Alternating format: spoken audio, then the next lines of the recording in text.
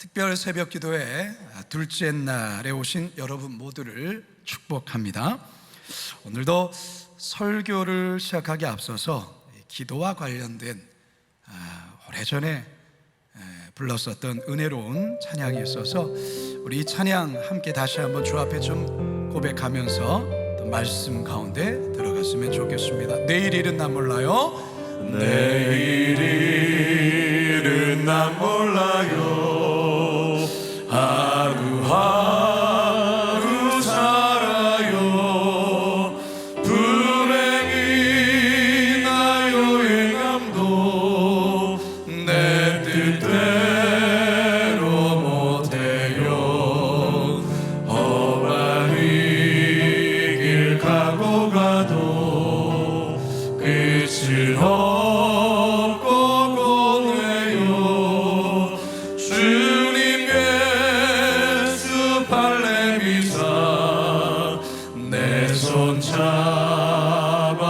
잡아주소서. 내일 일은 난 몰라요. 장래일 더 몰라요. 아버지여 날 붙드사 평탄한 길 주옵소서. 좁은 길 진리의 길 주님 가신 그의 길 힘이 들고 어려워도 찬송하며 갑니다. 성령이여 그 음성을 항상 내 마음을 정했어요. 변치 말게 하소서. 내일 일은 난 몰라요. 장래일도 몰라요.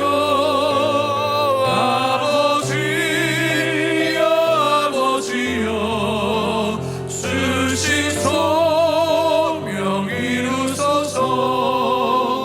만왕의 왕 예수께서 이 세상에 오셔서 만 백성을 구속하사 창구주가 되셨네. 수교자의 본을 받아 나의 믿음 지키고 순교자의 신앙 따라 이 복음을 전하. 불과 같은 성령이여, 불과 같은 성령이여, 내 맘에 항상 계셔서, 내 맘에 항상 계셔. 천국 가는 그날까지 주여 지켜주옵소서. 아멘. 아멘. 아멘.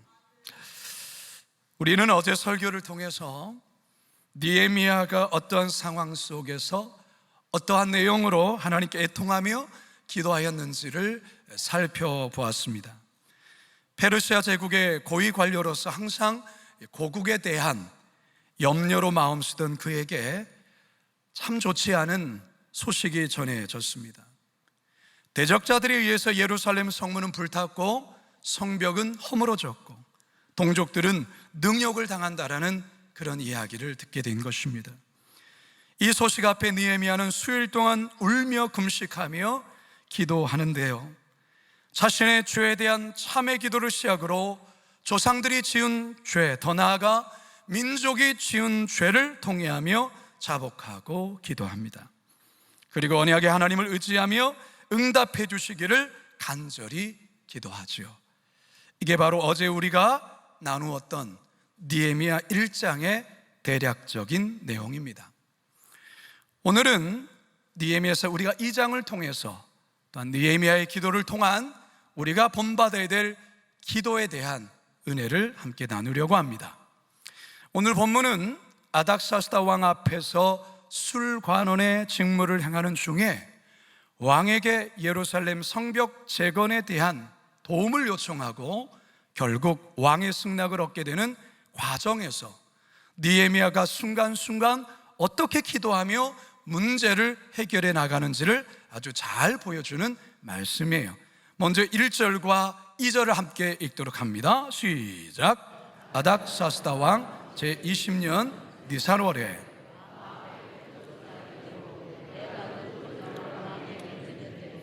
이전에는 내가 왕 앞에서 수심이 없었더니 왕이 내게 이르시되 내가 병이 없거늘 어찌하여 얼굴에 수심이 있느냐, 이는 필연 내 마음에 근심이 있음이로다 하더라. 그때 내가 크게 두려워하여. 오늘 본문에서 등장하는 이 아닥사스다 왕, 어제 1장을 시작하면서도 이 왕의 이름이 기록되었는데요, 이 아닥사스다 왕은 일반 세계사에서는 아르타크세르크세스라 이렇게 불리는 왕이에요. 그는 페르시아의 5번째 왕으로 학사인 에스라하고도 연관이 있습니다. 에스라가 유대인들을 데리고 예루살렘으로 귀환하겠다고 했을 때 이 아닥사스다 왕은 조서를 내려 허락을 합니다. 에스라가 예루살렘으로 2차 귀환하고 14년이 지난 지금 이 시점에 느헤미야가 술관원이 되어 아닥사스다 왕 곁에 서 있는 것입니다. 이때가 기원전 약 445년경이 됩니다. 어느 날 느헤미야가 여느 때와 같이 왕 앞에서 술을 따라 대접하였는데 평소 때와 다른 얼굴빛이 어두웠던 것입니다. 이때 왕이 느헤미야에게 묻습니다. 네가 병이 없는데 어찌하여 얼굴에 수심이 있느냐, 이는 필연 네 마음에 근심이 있는 게 분명하다. 이 왕의 말에 느헤미야가 굉장히 두려워합니다. 여러분, 왜 느헤미야가 크게 두려워했을까요? 어제 설교 중에서도 말씀을 드렸지만 술관원이라는 이 직책은요, 왕에게 절대적인 신뢰를 받는 자여야 했습니다. 그 이유는 항상 왕이 정적들의 암살 시도에 늘 노출되어 있기 때문에, 특히 음식과 술에 독을 타서 왕을 독살하려는 그런 고대의 많은 시도가 있었기 때문에 이 가장 가까이에 두는 이 술관원은 왕에 대한 절대적인 신뢰를 받는 자여야 했다라는 것이죠. 만일에 조금이라도 의심이 가는 행동이 발각이 되면 그 자리에서 가차없이 죽임을 당해야만 했어요. 느헤미야는 예루살렘의 일로 말미암아 그 마음에 근심과 염려가 있었어요. 이것 때문에 금식하며 기도하지 않았습니까? 그런데 그 근심이 얼굴로 나타나는 거예요. 이것을 왕이 알아차리게 된 것이죠. 이제 느헤미야가 왕의 질문에 대답을 정말 잘해야 됩니다. 자칫 버벅거리거나 말 한마디를 잘못한다면 목이 달아날 수가 있습니다. 예루살렘 성벽 재건이 문제가 아니라 지금 느헤미야 자신이 대단히 위험한 상황에 처해진 것이죠.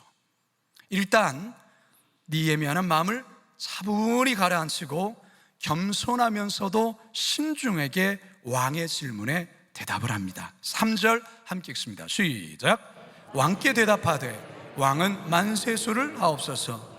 내 조상들의 묘실이 있는 성읍이 이제까지 황폐하고 성문이 불타싸우니 내가 어찌 얼굴에 수심이 없사오리까 하니. 느헤미야는 왕의 질문에 자신이 왜 근심하고 얼굴에 수심이 가득 차 있는지에 대한 이유를 아주 솔직하게 그리고 진실되게 이야기를 합니다. 여러분, 우리는 여기서 느헤미야를 통해서 아주 중요한 교훈 하나를 배우게 됩니다. 그것은 바로 진실의 힘입니다. 진실의 힘. 진실한 말의 힘, 유순한 대답의 힘, 잠언의 저자 솔로몬도 바로 이 말에 대해 이러한 이야기를 우리에게 한 적이 있습니다. 잠언 15장 1절과 4절입니다. 시작. 유순한 대답은 분노를 쉬게 하여도 과격한 말은 노를 격동하느니라. 온순한 혀는 곧 생명나무이지만 폐역한 혀는 마음을 상하게 하느니라. 성도 여러분, 우리 모두는 어떠한 상황에서도 진실하게 말할 수 있는 자가 되도록 그렇게 기도해야 합니다. 유순한 대답으로 잘 말할 수 있기를 위해 기도해야 합니다. 온순한 혀가 되도록 하나님께 기도해야 합니다. 니에미아의 말을 들은 아닥사스다 왕은 순간 연민과 궁휼의 마음이 일어나서 니에미아에게 이렇게 이야기를 하죠. 4절 상반절입니다. 시작. 왕이 내게 이르시되 그러면 내가 무엇을 원하느냐. 아닥사스다 왕이 니에미아에게 그러면 내가 너에게 뭘 도와주면 되겠느냐 라고 말을 하는 것입니다. 여러분, 니에미아가 그 마음에 기도하고 꿈꾸는 것이 무엇입니까? 예루살렘 성벽의 재건 아니겠습니까? 예루살렘 성벽 재건의 길이 열릴 절호의 기회가 온 것입니다. 여러분, 니에미아가 이번에는 말을 더 잘해야 됩니다. 방금 전에도 말을 잘해야 될 뿐만 아니라 지금 이 순간에는 말을 더 잘해야 된다는 것입니다. 이때 니에미아가 기도합니다. 이게 중요한 포인트입니다. 정말 말 한마디가 중요한, 어찌 보면 예루살렘의 운명이 결정될 수 있는 아주 중요한 이 순간에 이 니에미아가 무엇을 하냐면 기도를 한다는 것입니다. 어떻게 기도를 하는가? 우리 4절 전체 한번 보도록 합니다. 시작. 왕이 내게 이르시되 그러면 내가 무엇을 원하느냐 하시기로 내가 곧 하늘의 하나님께 묵도하고, 하늘의 하나님께 곧 묵도했다. 이 묵도라고 번역한 히브리어 단어인 에트팔렐은요, 간청하다, 기도하다라는 기본적인 뜻이 있지만 좀 더 풀어서 말하자면 간절한 소원을 품고 적극적으로 기도하며 하나님께 매달린다라는 의미가 이 에트팔렐이라는 단어 속에 담겨 있어요. 지금 이 느헤미야는 왕이 그럼 내가 뭘 어떻게 도와주면 되겠느냐라고 했을 때, 하나님 이 순간 저에게 지혜를 주십시오. 주님, 이 순간 제가 어떻게 말을 해야 될지 주님 저의 입술에 말을 더하여 주십시오라고 순간 하나님께 기도했다, 그 말이에요. 어떤 신학자는요, 지금 이 느헤미야의 묵도를 가리켜서 화살기도 그렇게 표현했습니다. 무슨 기도라고요? 화살기도, 화살기로. 지금 순식간에 하나님 앞에 쏘아드리는 기도라는 것이죠. 유명한 주석가인 웨트웰리는 이 묵도를 가르쳐서 비밀스럽고 갑작스러운 절규, 이렇게 설명을 했어요. 비밀스럽고 갑작스러운 절규. 여러분, 느헤미야는 이 중요한 순간에 또한 기도하고 있다라는 것입니다. 그 상황 속에서 그 상황의 내용을 담아 하나님께 직고하고 있다라는 것이죠. 어제도 느헤미야에 관한 말씀을 드리면서 느헤미야가 기도의 사람, 제가 그렇게 여러분께 말씀을 드렸는데요, 느헤미야가 기도의 사람이라 했던 이유가 여기에 있는 거예요. 여기에 느헤미야서 전체에서 느헤미야가 기도하는 장면과 내용이 무려 12번이나 나와요. 느헤미야서는 13장밖에 되지 않거든요. 근데 그 본문 가운데서 느헤미야가 기도하고 또한 그 기도의 내용이 실려 있는 게 12번이나 등장하더라는 것이죠. 대단히 많이 등장하는 거예요. 따라서 우리가 기도에 대해서 배우려면 느헤미야를 보셔야 되는 거예요. 느헤미야를. 특히 우리의 일상에서, 우리가 살아가는 삶의 자리에서 순간마다 어떻게, 어떤 내용으로 기도해야 될지를 알려고 한다면 우리는 느헤미야를 보아야 하는 것입니다. 사실 여러분, 우리도 어떤 갑작스러운 일이 벌어지거나 굉장히 당혹스러운 일을 만났을 때 머리로는 기도해야 되는 것을 알지만 실제로는 기도가 잘 안 되는 경우가 대부분이에요. 아니, 어떤 경우는 아예 기도해야 된다는 생각조차도 나지 않는 경우가 있어요. 사실 느헤미야와 같은 이러한 어떤 순간마다, 어떤 상황마다 그의 기도가 이렇게 나오는 이유는 평소 기도의 습관 속에서 나오는 거예요. 그냥 나오는 게 아니에요. 우리 예수님도 마찬가지죠. 우리 예수님 평소에 습관을 쫓아 새벽에 나와 기도하셨고요, 습관을 쫓아 때론 밤을 새워 철야하며 기도하셨어요. 그게 복음서에 나와요. 마가복음 1장 35절 시작. 새벽 아직도 밝기 전에 예수께서 일어나 나가 한적한 곳으로 가사 거기서 기도하더니, 우리 주님 새벽 기도하셨다 그 말이에요. 철야 기도한 내용도 나와요. 누가복음 6장 12절 시작. 이때 예수께서 기도하시러 산으로 가사 밤이 새도록 하나님께 기도하시고. 따라서 기도의 습관, 기도의 훈련이 되어야 다급하고 위기의 상황에서 반사적으로 기도가 나오는 거예요. 그냥 되지 않아요. 그래서 기도 또한 훈련이에요. 훈련을 받으셔야 돼요. 반복해야 돼요. 습관이 되게 해야 돼요. 어떻게 도와주면 되겠느냐라는 왕의 말의 순간 느헤미야는 화살 기도를 하나님께 쏘아올린 것이죠. 묵도한 다음에 느헤미야는 자신의 계획과 또한 자신의 그 뜻을 하나하나 왕에게 풀어서 이야기를 합니다. 5절입니다 시작. 왕이 만일 좋게 여기시고 종이 왕의 목전에서 은혜를 얻어싸우면 나를 유다 땅 나의 조상들의 묘실 있는 성읍에 보내어 그 성을 건축하게 하옵소서 하였는데, 첫 번째 요청이 뭡니까? 예루살렘으로 가서 무너진 성벽, 무너진 성을 건축할 수 있도록 허락해 주십시오. 그렇게 요청하고 있는 거예요. 또한 이 말은 자신을 예루살렘의 총독으로 파견해 주십시오 라는 말이에요. 그리고 이어서 두 번째 요청을 합니다. 7절입니다 시작. 내가 또 왕에게 아뢰되 왕이 만일 좋게 여기시거든 강서쪽 총독들에게 내리시는 조서를 내게 주사 그들이 나를 용납하여 유다에 들어가기까지 통과하게 하시고. 왜 이런 요청을 하냐면 당시에 페르시아는 어마어마한 제국을 건설했죠. 엄청난 영토, 그 넓은 땅에 있는 그것을 효과적으로 또한 다스리기 위해서, 관할하기 위해서 이 페르시아는 각 지역마다 그 지역을 관리하는 총독들을 각각 세웠어요.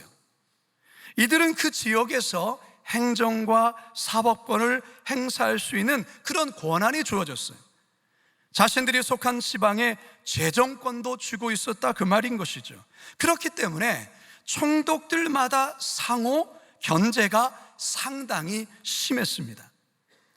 예루살렘까지 여러 관할 지역을 느헤미야는 통과해야만 하는데 이 각각의 이 총독들의 견제가 굉장히 심할 것이라 예상했던 것이죠. 그래서 왕에게 강서쪽 지역들을 무사히 통과할 수 있도록 왕의 조서를 느헤미야가 요구하고 있는 거예요. 굉장히 지혜로운 것이죠.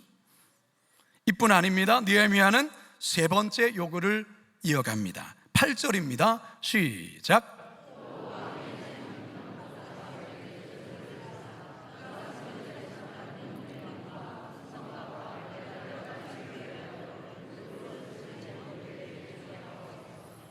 결국 예루살렘에 갔을 때 성벽을 재건하려면 자재가 필요할 거 아니겠습니까? 이것들을 지원해 달라라는 요청이죠. 자, 세 가지입니다. 예루살렘에 가서 성벽을 재건해 달라고, 그리고 나를 예루살렘의 유다의 총독으로 파견해 달라고 요청을 하고 있습니다.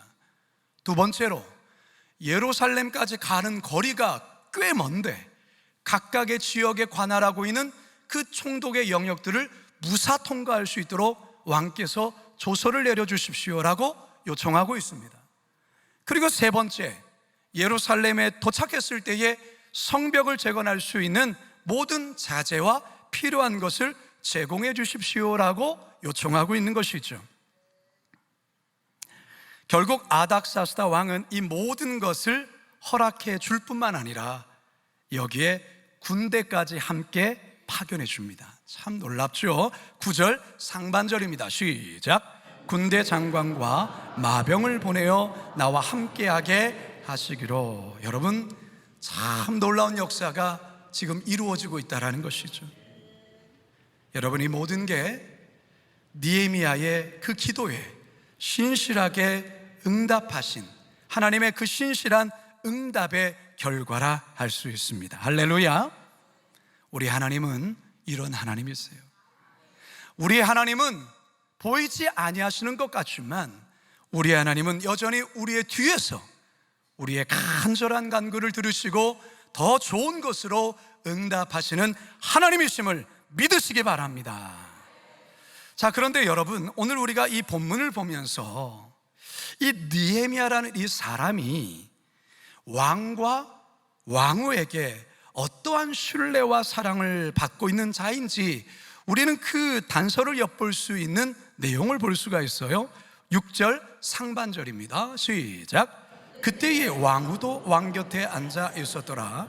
왕이 내게 이르시되 내가 몇 날에 다녀올 길이며 어느 때에 돌아오겠느냐 하고. 이게 무슨 말이에요? 느헤미야, 너 그 일 끝나면 반드시 페르시아로 꼭 돌아와야 돼. 이거를 말하는 거예요. 여러분, 느헤미야가 왕에게 이런 신뢰와 사랑을 받는 자예요. 여러분, 느헤미야가 어떻게 해서 이런 신뢰와 사랑을 받는 자가 되었을까? 저는 말씀을 준비하면서 곰곰이 또한 느헤미야에서의 보여지는 이 느헤미야라는 사람이 어떤 사람인가를 묵상해 볼 때 느헤미야는 진실한 사람이었다라는 거예요. 진실한 사람. 그리고 그는 성실한 사람이었다라는 것이죠. 보세요. 느헤미야는 지금 그 유대인들이 포로로 잡혀 있는 그 땅에서 어쩌면 포로민의 자손이에요. 포로민의 자손임에도 불구하고 왕의 신뢰를 가장 얻는 그 술관원까지 갔다라는 것은 이 느헤미야가 어떠한 삶을 살았는가, 그가 어떠한 인격과 됨됨이를 갖고 있는가라는 것을 우리가 추측해 볼 수가 있다는 것이죠. 그는 거짓이 없고 누구에게나 존경과 사랑을 받는 자였다라는 것이죠. 더욱이 그는 왕에게만 잘한 것이 아니에요. 동료들에게도, 더 나아가 밑에 있는 사람들에게까지도 친절하고 진실했다라는 거예요. 하나님은 이런 사람에게 복을 주시고 또한 그런 사람을 쓰시는 겁니다. 어떤 사람은 왕에게만 굽신거리며 잘하는 사람이 있어요. 그러면서 동료나 부하 직원에게는 함부로 하는 사람이 있어요. 마치 자신이 왕인 것처럼, 왕의 후광을 입은 자처럼 밑에 사람 함부로 대하는 사람이 있다라는 것이죠.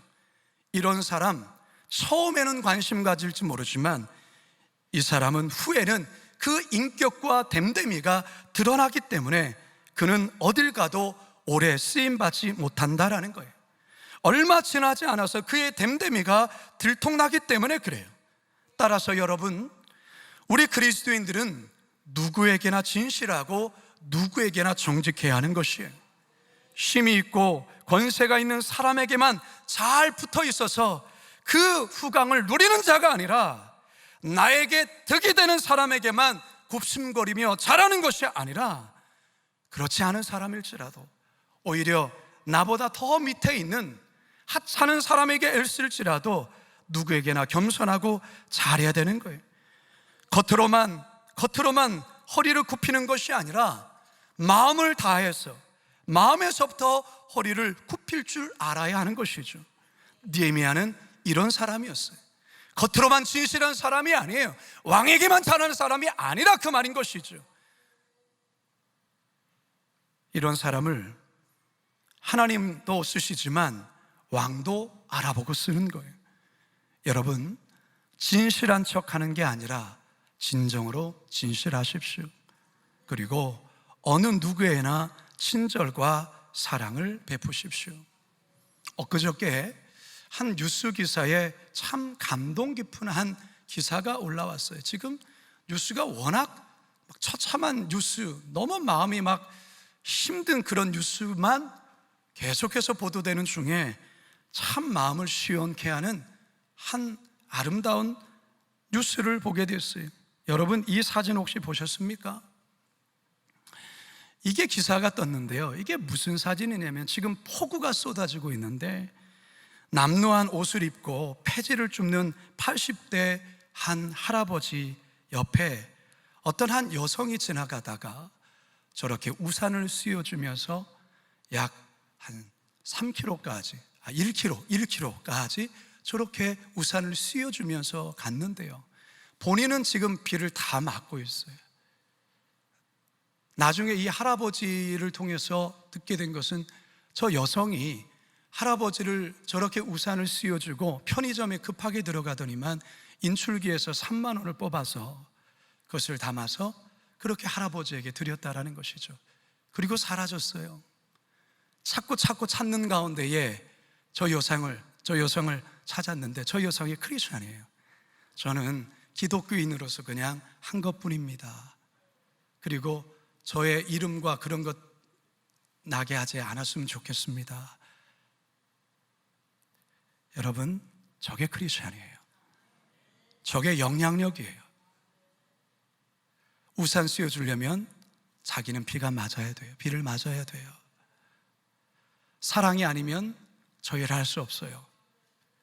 우산 씌워주는 척 할 수 있겠죠. 아, 내가 기사거리가 되겠구나 라고 계산하고 그런 마음으로 했다고 한다면 저 찰나에만 순간 보여주고 그렇겠죠. 아니에요. 저분은 그렇게 하지 않은 것이죠.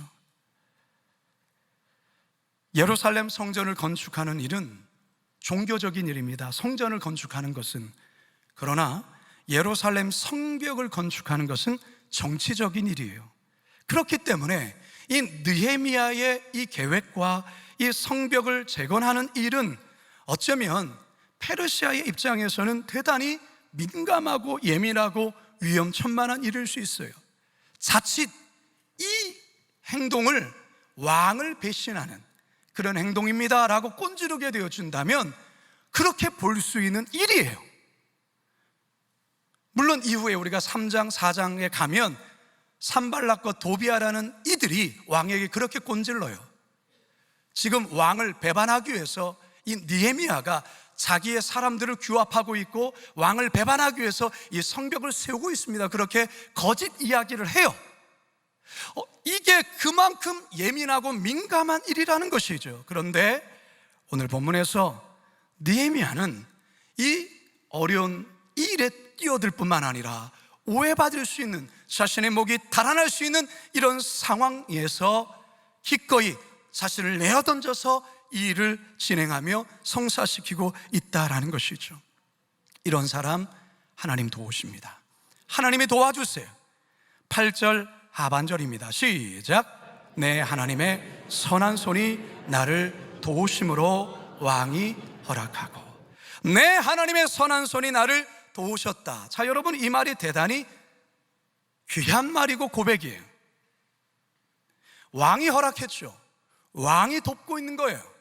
그렇잖아요 지금. 그러나 느헤미야는 뭐라고 고백합니까? 내 하나님의 선한 손이 나를 도우심으로. 눈에 보이는 것은 왕이 돕는 것처럼 보여지지만 본질적으로 돕는 이가 누구라고요? 하나님의 선한 손이 나를 돕고 있다는 것입니다. 할렐루야. 이게 정답이죠. 인생의 문제를 해결하는 데 있어서 우리를 진정으로 도우시는 분은 하나님이세요. 그 하나님께서 사람의 때로는 왕과 세상의 주관자들과 높은 사람들을 사용하셔서 하나님의 역사와 일들을 이루시는 것이죠. 본질적으로 그 문제를 해결하시는 분은 하나님이세요. 하나님의 선한 손이 우리를 돕는 거예요. 따라서 인생에 어떤 문제가 발생했을 때 그 인생의 문제를 돌파할 수 있는 해답은 바로 하나님의 선한 손에 있음을 기억하시기 바랍니다. 사람을 의지하는 것이 아니에요. 사람을 바라보는 것이 아니에요. 어떤 상황을 바라보는 것이 아닙니다. 정치력을 발휘하는 것이 아니에요. 느헤미야는 결단코 정치력을 이용해서 자신의 어떤 문제를 해결하고 있는 것이 아니에요. 우리가 지금 보고 있잖아요. 그는 철저히 하나님께 엎드려 기도하고 있고 그는 진실되게 나아가고 있더라는 것이죠. 하나님은 이런 사람을 도우세요. 괜한 잔머리 쓰거나 정치력을 이용하거나 그런 사람은 결국은 하나님께 쓰임받지 못해요. 오늘의 느헤미야 2장을 통하여서 하나님께 우리에게 말씀하시는 것이 있어요. 어떤 문제 앞에 서 있느냐? 그 문제를 해결하기를 원하느냐? 너의 머리 쓰는 건 내려놔라는 거예요.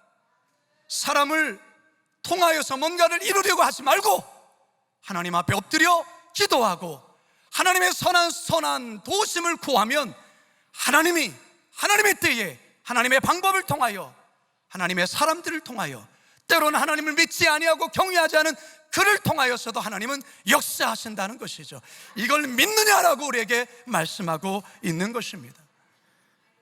성도 여러분, 문제 없는 인생이 어디 있겠습니까? 인생 자체가 문제로 시작해서 문제를 해결해 나가는 과정에 인생이 그래요.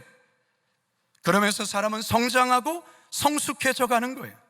따라서 인생에는 두 종류의 사람이 있어요. 인생의 문제를 해결하고 극복하는 사람과 인생의 문제에 파묻혀 헤어나오지 못하는 사람, 두 종류의 사람이 있어요. 여러분은 어떤 종류의 인생이십니까? 어떤 종류의 인생의 사람이 되기를 원하십니까? 오늘 느헤미야를 통해서 삶의 문제를 어떻게 돌파해야 되는지 하나님의 음성을 들었습니다. 여러분, 기도의 사람이 되셔야 해요. 느헤미야처럼 말이죠. 순간순간 우리의 삶의 자리에서 그 상황 앞에서 기도하십시오. 다급한 상황 앞에서 말부터 내뱉지 마시고 먼저 화살 기도를 하십시오. 진실에는 힘이 있습니다. 진실한 말, 유순한 대답을 잘하는 사람이 되십시오. 그리고 왕에게만 아니라 어느 누구에게도 진실하시고 친절하시고 신뢰받는 자가 되십시오. 그러면 하나님의 선한 손길이 산처럼 쌓여있는 여러 가지 문제를 그분이 풀어 가실 것입니다. 이런 은혜의 역사를 경험하시는 우리 모두가 되기를 주님의 이름으로 축원합니다. 축원합니다. 축원합니다.